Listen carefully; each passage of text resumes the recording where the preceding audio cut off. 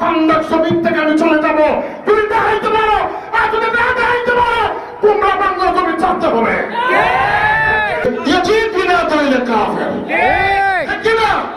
সবার সাথে সম্পর্ক আছে যারা যারা রাসূলের আহলে বায়াত, ৭২ আহলে বায়াত, ১৭ জন ইমাম আহলে হুসাইনের কারবালা শহীদ করেছেন, তাদের রক্ত রঞ্জিত করেছেন। ৬১ হিজরি আলী আসগরকে শহীদ করেছেন, আলী আকবরকে শহীদ করেছেন, ইমাম হুসাইনকে শহীদ করেছেন। শুধু তাই নয়, নবীর আহলে বায়াতকে কুফার প্রত্যেকটা মসজিদে, কুফার প্রত্যেকটা বাজারে নিয়ে জয়নব, সকিনা, ফাতেমা, শাহবানু এদেরকে অপমান করা হয়েছে। আল্লাহর কসম, সবাই যদি এক হয়, কিন্তু আল্লাহর কসম আমি পাখের মুস্তাফা এদেরকে কাফের ফতোয়া দেবই দেবই। যদি আমার চেহারা চলে যায়, মাথা চলে যায়, সমাজ এক আছে। হুসাইনের ব্যাপারে, ইয়াজিদের ব্যাপারে কোনো আমরা দ্বিমত হইতে পারে না। কথা বলতো, নিজের নামাজ পড়তো না।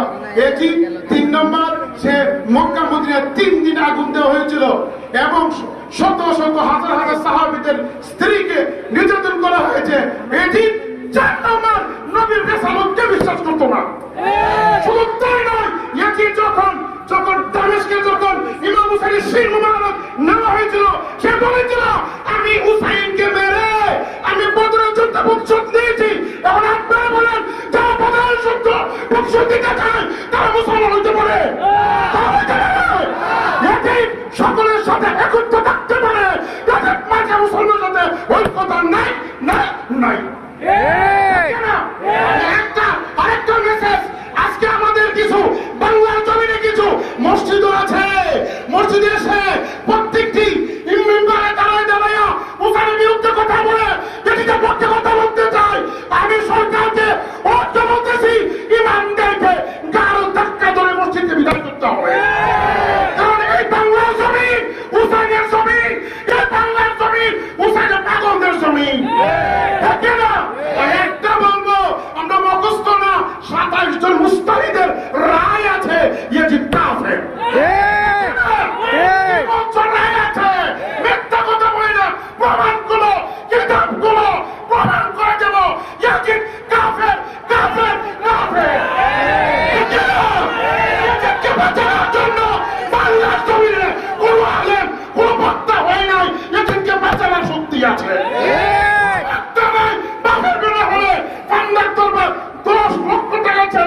যদি ইয়াজিদকে বাঁচাইতে একটা সাহাবীদের গোল, একটা তাবিঈর গোল, একটা আল্লাহর ওলিদের গোল যদি দেখাইতে পারো, ইমাম আবু হানিফা, ইমাম শাফি, ইমাম আহমদ ইবনে হাম্বল, এদের ইমামদের একটা রায় যদি দেখাইতে পারো, ইয়াজিদ মুসলমান। আল্লাহর কসম, আল্লাহর কসম, আর ফান্ডার জমিন থেকে আমি চলে যাব। তুমি দেখাইতে পারো, আর যদি না দেখাইতে পারো তোমরা বাংলা জমি ছাড়তে হবে।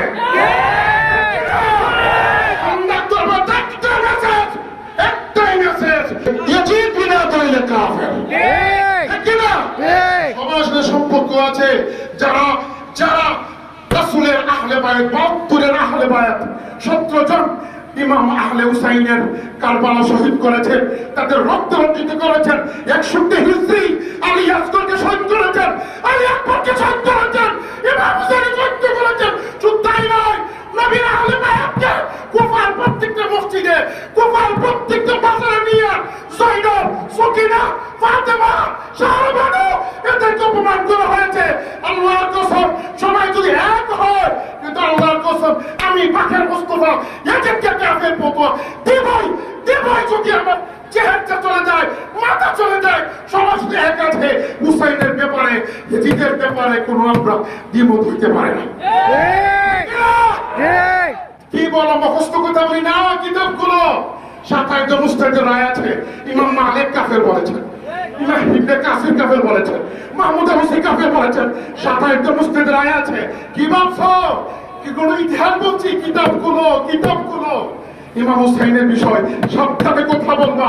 একটা কল বলি, হয়তো আবু বকর সিদ্দিক বলেছেন, যারা হুসাইনের বিরুদ্ধে কথা বলে এতে জন্মে সমস্যা আছে।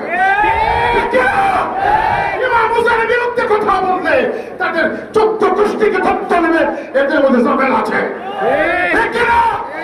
সবার সুরক্ষতা আছে। আহলে বাইতের বিরুদ্ধে কথা বলে আল্লাহর কসম ৫ জন পাক পঞ্চদল আছে।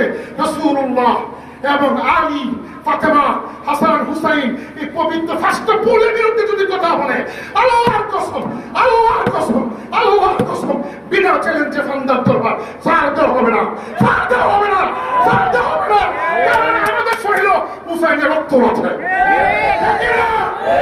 বিনা ভাবে দলিল দিই না, কিতাব নিয়ে বসো, বাপের বেটা হইলে বুখারী, মুসলিম, আবু দাউদ, সিয়াসিদ্দা, ইমাম হুসাইনের সুনামের অভাব নাই।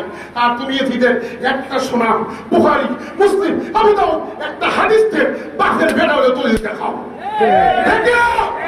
একটাই কথা, ঐক্যতা সময়ের সাথে এদিদের সাথে ঐক্যতা নেই। ঠিক না? হাজির মজলিস আর লম্বা করবো না।